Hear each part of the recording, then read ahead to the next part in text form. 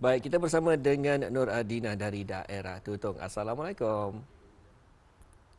Waalaikumsalam warahmatullahi wabarakatuh. Baik Ya, ya. Adina, kami ni tertanya-tanya selalunya kalau menghampiri ke hujung minggu ini ataupun hujung minggu, kita ni ada pelbagai perancangan yang kita ni lakukan. Di antaranya meluangkan masa dengan orang yang tersayang dan sebagainya. Kalau Adina sendiri, ada keindah aktiviti yang digemari untuk dilakukan di hujung minggu ini? Bagaimana Adina? Ya, ia memang bergantung kepada mood kita pada hari tersebut ya. Minggu untuk bersama keluarga itulah. Tapi antara aktiviti yang akan dilakukan seperti aktiviti yang ekstrim lah sedikit, seperti melakukan ATV ya. Wah, melakukan ATV. Di Tutong ada aktiviti ATV ni dijalankan di sana?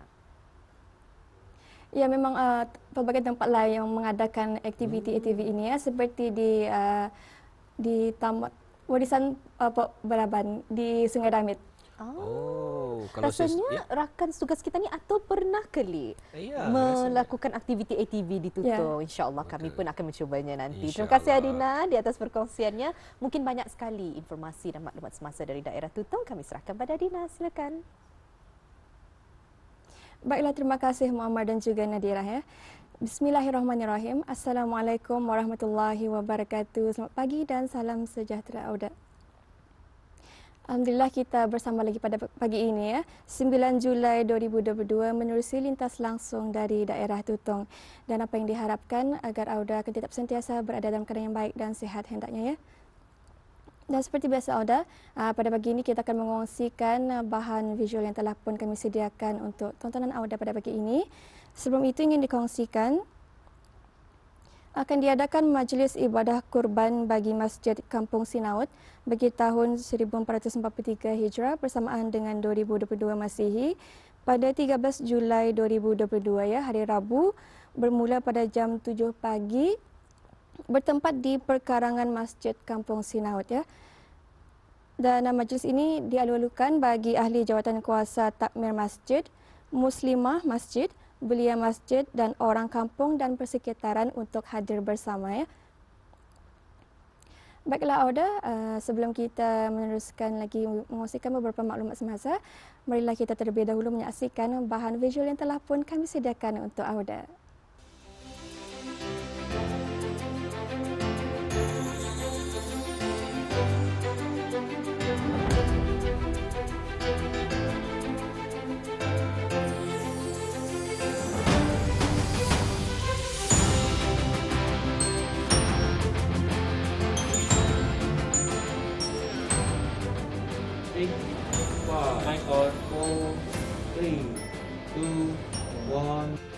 Televisyen Brunei terus menyalurkan informasi-informasi yang tepat untuk pengetahuan rakyat. Televisyen Brunei dapat bertahan mencapai usianya ke-47 adalah hasil daripada sokongan BIS kita semua selaku penonton. RTB sentiasa bersama BIS kita. Antara sejarah yang tercipta pada 9 Julai iaitu pada tahun 1975 ke bawah Duli Yang Maha Mulia Paduka Seri Baginda Sultan Haji Hassanal Bolkiah Muizzaddin Wad Daulah, Sultan dan Yang di-Pertuan Negara Brunei Darussalam telah berkenan merasmikan pemancaran televisyen berwarna. Kini televisyen Brunei masih bertahan dengan fungsinya sebagai media rasmi kerajaan dengan menyalurkan berbagai informasi melalui rancangan-rancangan yang diterbitkan. Bertahan dengan slogan RTB, RTB sentiasa bersama BIS kita. Sejenak mengimbau kenangan lalu, siaran di televisyen Brunei tak akan sempurna tanpa adanya mereka yang bertugas di sebalik tabir, seperti juru kamera, juru suara, penerbit, penulis, penyunting, penyampai dan yang lainnya. Televisyen Brunei sudah pun menjangkau usianya ke-47 tahun pada tahun 2022 ini. Sempena Hari Perkhidmatan Televisyen Brunei ke-47 tahun, kami bawa Auda berkunjung ke rumah salah seorang petugas radio televisyen Brunei yang ditugaskan sebagai juru kamera pada tahun 1977. Tepat 2 tahun selepas pembukaan ataupun penubuhan radio televisyen Brunei pada tahun 1975, iaitu bila saya menamatkan pengajian saya di Pusat Tingkatan 6 pada tahun 1977, bulan Julai. Saya memasuki kerjaya di Radio Televisi Brunei, di mana pada masa itu pihak Radio Televisi Brunei memerlukan banyak tenaga, terutamanya dari segi operation, technical dan juga penerbitan. Jadi alhamdulillah, disebabkan melihat daripada portfolio saya gemar dalam bidang fotografi. Jadi saya telah diterima dan ditugaskan sebagai juru kamera studio pada masa itu. Dari pengalaman awal di tahun 77 hingga 80-an, 90-an, alhamdulillah kita juga dapat berkongsi ilmu mengendalikan kamera. Jadi ilmu ini telah disalurkan melalui bahagian latihan RTV pada masa itu di Madang. Dalam mengendalikan kamera ini banyak cabarannya. Ia sangat bersangkut paut bila mengendalikan kamera studio ataupun kamera televisyen. Adalah lebih baik kalau seseorang juru kamera itu ada asas seni fotografi, bukan saja kamera tapi juru suara, bagian lampu dan sebagainya. Kalau bandingkan dulu dengan sekarang, dulu kameranya besar-besar. Saya ingat namanya EMI 2000.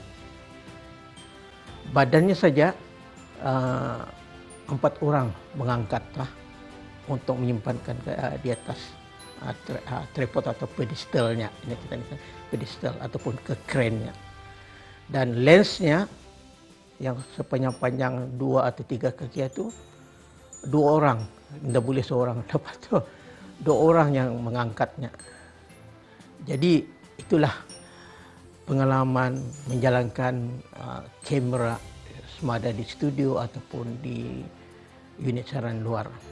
Dulu logo RTB adalah berbentuk jenisnya, desainnya gini.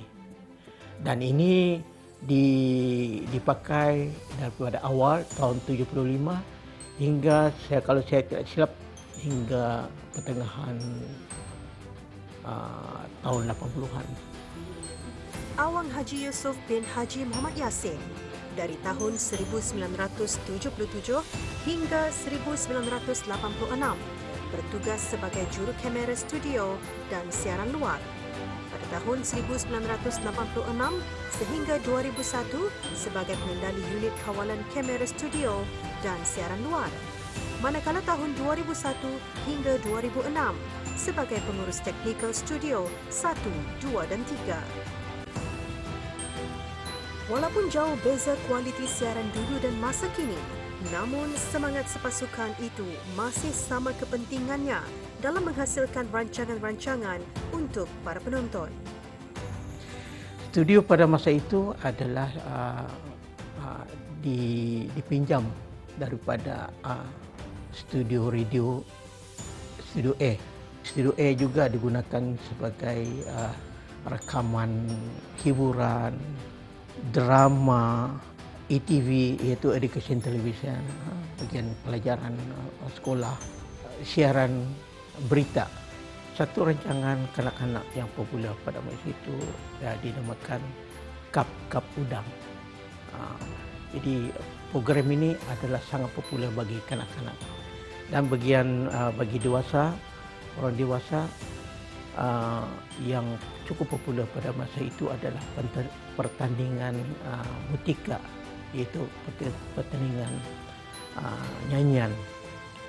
Kita tidak akan dapat menjadi seorang penerbit yang baik kalau kita tidak ada bekerjasama dengan bagian teknikal, bagian operation setiap pegawai atau setiap petugas itu mesti belajar lebih mendalam tentang apa yang ditugaskannya. RTV Perdana, RTV Sukma Indra dan RTV Aneka adalah siaran yang ditayangkan di televisyen Brunei ketika ini dengan menyiarkan berbagai rancangan berbentuk informasi, ehwal semasa, pendidikan, keagamaan, kemasyarakatan dan sebagainya. Selamat menyambut Hari Perkhidmatan Televisyen Brunei ke-47. RTV sentiasa bersama Biskita. Saya Haji Muhammad Yusof bin Muhammad Yasin ingin mengucapkan selamat menyambut Hari Perkhidmatan Televisyen Brunei ke-47 tahun. Saya suka dan akan terus menyokong siaran televisyen Brunei kerana banyak maklumat dan ilmu pengetahuan yang boleh diambil daripada siaran TV. Antaranya Rampai Pagi. Kita ni boleh mengetahui al-ehwal semasa dan melihat kebolehan-kebolehan penduduk di keempat daerah. Semoga televisyen Brunei terus maju dan unggul dengan rancangan-rancangan yang disiarkan. RTV sentiasa bersama Biskita. Rancangan-rancangan berbentuk pendidikan, keagamaan, kemasyarakatan dan sukan dan hal ehwal semasa, hiburan memang ada di televisyen Brunei. Selamat menyambut Hari Perkhidmatan Televisyen Brunei ke-47 tahun. RTV sentiasa bersama Biskita.